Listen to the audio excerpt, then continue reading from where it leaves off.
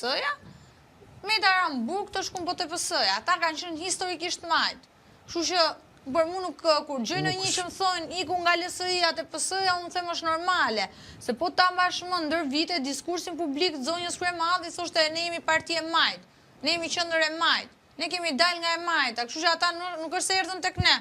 Tek ne, sa herë kanë ardhur tek Partia Demokratike, ato vetëm kanë marrë poste. Ja kanë marrë demokratëve postet, i kanë marrë gjërat pa merit dhe i është ofruar në shkëmbim të pazarit që është bërë Berisha Meta.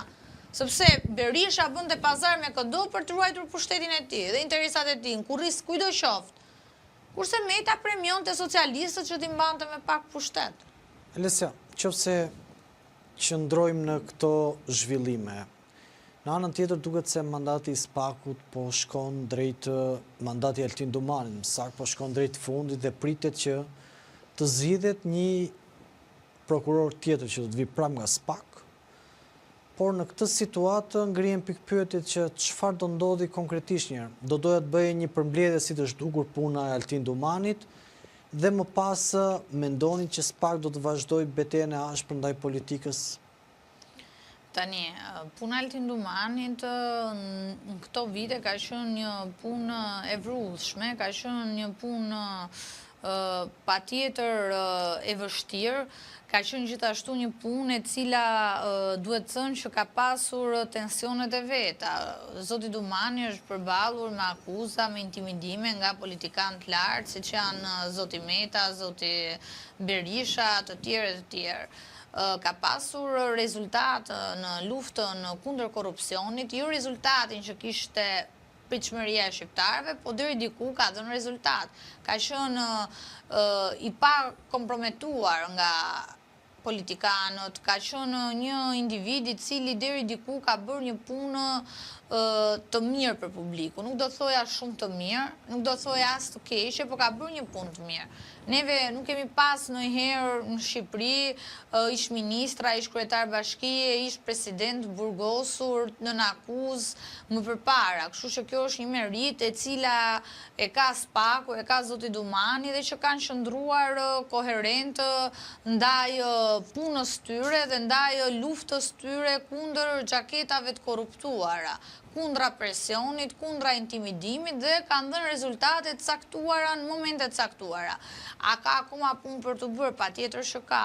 A do vazhdoj SPAK-u ta bëj këtë luftën kundra korrupsionit, po pa diskutim, unë mendoj që do ta bëj dhe më të egër. Pse do thuash ti? Sepse një ndër kriteret kryesore që ne jemi pjesë edhe e Bashkimit Evropian, që ne po luftojmë kaq shumë, është pikërisht pika që është lufta kundër korrupsionit.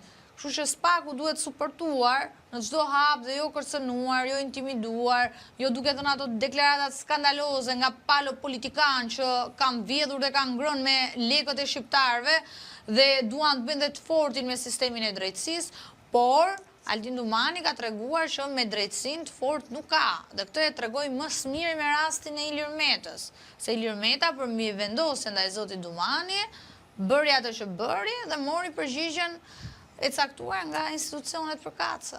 Lesja, në këtë situatë, në këtë parlament që kemi parë që duket sikur përsëri është një kasetë e vjetër ose një kasetë e përsëritur.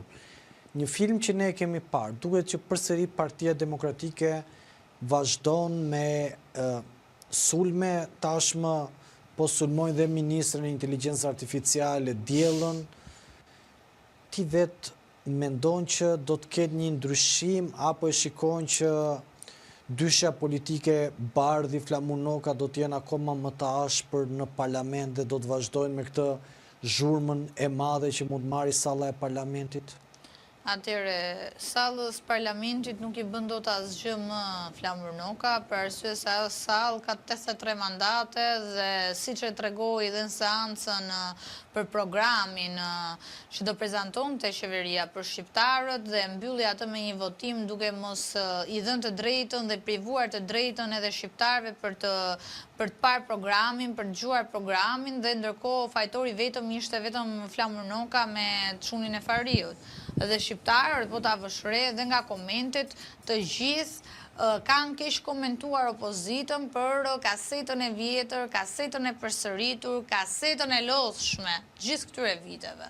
Nuk është se i bëjnë dëm qeverisë se ngrejnë zërin, nuk është se i tregojnë forcë Ramës se ngrejnë zërin. Forca Ramës është tek kartonet, tek vota që shqiptarët i dhanë për të bërë shtet, atë shtetin që thoshte Flamur Noka, mbas datës 11 do t'i vi era shtet. Kështu që flamurit mbas 11-ës do t'i vi vetëm era zhurëm, po zhurëm për keq.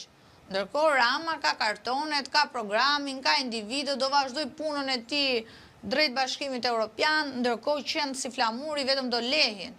Dhe si është ajo shpreha, mos ndalos ajo që qeni le rrugës, dhe këtë rezultat ata do ja japin si mesazh Flamur Nokës, siç ja dhanë, votuan programin dhe mbyllën parlamentin. Po kush humbi nga kjo? Humbi opozita, humbën shqiptarët. Qeveria vazhdoi programin e vet, nuk ndaloi, nuk stopoi, sepse nuk ka forcë Flamur Noka për ta stopuar. Forca Ramës